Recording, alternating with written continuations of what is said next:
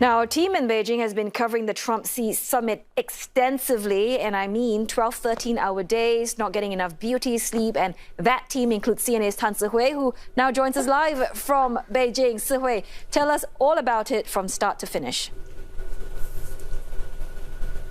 I know, right? That beauty sleep was definitely something that we're missing for the last week. Rebecca and I were the two correspondents bringing you the coverage of that Trump-Xi summit last week. Now we want to bring you behind the scenes, going through with you the challenges of planning the coverage of one of the most tightly choreographed diplomatic events, to the unexpected moments and the symbolism that stood out. So, Rebecca, I remember we were scratching our heads over the planning of the Trump-Xi summit.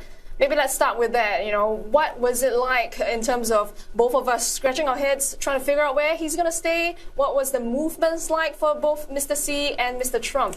For sure. I mean, we got off to a difficult start, but one of my sources told me that Mr. Trump was going to stay at Four Seasons Hotel, which was different from where he stayed at in 2017, right? Which was St. Regis. Exactly. So the moment we know that he was going to stay there, we had to double check. We saw that the rooms were no longer available for booking for those few days, and I went down and saw that security had definitely increased around the area.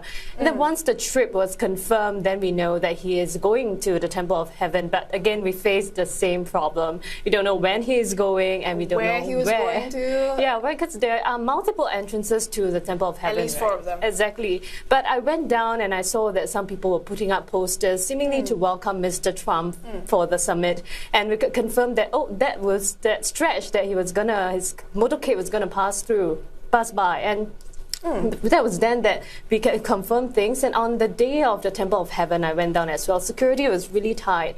Roads were blocked off. And even the residents were telling me that they can't get home. They had to wait, but they weren't unsure how long they have to wait. There must have been some unhappiness as well. Exactly, because it's top secret security, concerned security, right? So then the residents were quite unhappy. And even for the media, we couldn't get anywhere close to the Temple of Heaven. But I just wanted to say that, because of the level of coordination and security that we are seeing, you were in front of his hotel the night that he arrived. That's right. You saw how the traffic was. So this really shows the emphasis that Beijing is placing on this visit. They're treating it with a lot of care. That's right. And that the city itself was planned around the movements of these two leaders.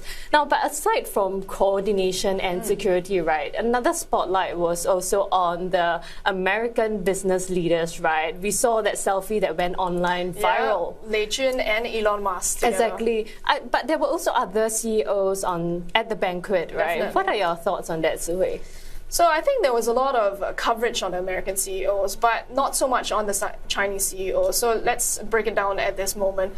So Lei Jun, no need for any introduction. He is the boss of Xiaomi. But I think what caught the attention of international media was this lady who sat at the same table as Mr. Elon Musk as well as Mr. Tim Cook. Now, she is Ms. Zhou Qunfei. She is the chairman of Lens Technology. Well, they make the display glass for our iPhones. And also, Cao Hui, he also sat beside Elon Musk. He's the chairman of Fuyao Glass, and they manufacture windshields as well as display glass for Apple and Tesla. So I think that makes some sense as to why they were sitting beside Apple boss and as well as Tesla boss. But then when we look at who else is in there, the manufacturing sector, we saw Jia Shaoqian. He is the boss for Hisense Group. He is the chairman for the electronics manufacturer. Also, car parts manufacturer Wanxiang Group chairman Lu Weiding. And so it shows just how much emphasis China puts on manufacturing, because shortly after the trip, China called to strengthen the real economy, particularly manufacturing, to gain competitive edge in global economy. Right. We look at the other sector, aviation. Mr. Liu Tiexiang, he is the chairman of China National Aviation Holding. Also, He Dongfeng, he is the boss of Commercial Aircraft Corporation of China, that is COMAC. Want to guess who he's seated with? Boeing, definitely. That's right. Boeing, as well as the GE Aerospace CEO. And back in 2017, Boeing secured about 300 aircraft from China. And this time around, it's 200.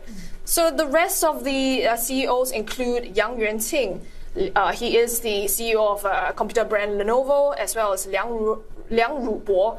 He is the CEO of ByteDance, as well as Zhou Yunjie. He is the CEO of home appliances Haier. And so this really signals to us that China remains open to innovation as well as business. Now, beyond the geopolitics, what we also saw is Chinese brands and businesses, they were leaning into the buzz, especially with NVIDIA boss Jensen Huang. We saw him walking down Beijing's Nanluo Guxiang. Both of us have been there before. What do you think are the spillover effects of this Trump-Xi summit? Does it affect the business sentiment as well as consumer confidence? Well, Sihui, is not just the top CEOs trying to seal a deal here. The businesses on the ground, the smaller ones, are also really capitalizing on this summit. You know, you mentioned NVIDIA's Jensen Huang. First of all, he's already very popular in China here. And when he went down to Nanluo Guxiang, which is one of Beijing's historic old street, right? I saw the mob. Yeah. He went on a food trip, essentially. He tried some of the signature China food and drink, like the fermented soybean milk, which is douzhi in Mandarin. And it's really an acquired taste, I must say. And he also tried the Beijing fried sauce noodles.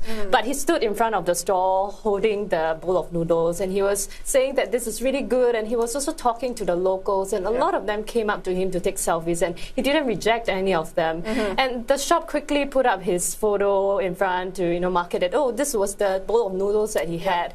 And also another dessert drink stall, they now call the drink that he had ordered Da Lao Tong Kuan, which essentially means boss's favorite, or the same drink as the one that Jensen Huang has tried. So it really, all this shows that the business are really capitalizing on this. And even for the Temple of Heaven, we talked about it over the weekend, right? It was packed with people over the weekend. Our friends were trying to get into the Temple of Heaven, knowing that they want to recreate that picture of Mr. Trump and Mr. Xi. And entrance to the Temple of Heaven is not free, you have to pay. So they are really earning a bit from this, I guess. So it's also it's kind of like soft diplomacy at play, through this kind of light-hearted moments. But Sihui, beyond all these light-hearted moments that we are seeing, and we also had a good laugh over them, there are also warm words exchanged at the summit, right? And China has said many times that it hopes that this year would be the landmark year for U.S.-China relations. What are your thoughts on this, whether this momentum is sustainable, and would it become something more meaningful and practical? I think that's the question on everybody's minds. After the U.S.-China meeting, what's next? I think that as long as they're able to manage their differences, then the momentum can be sustained.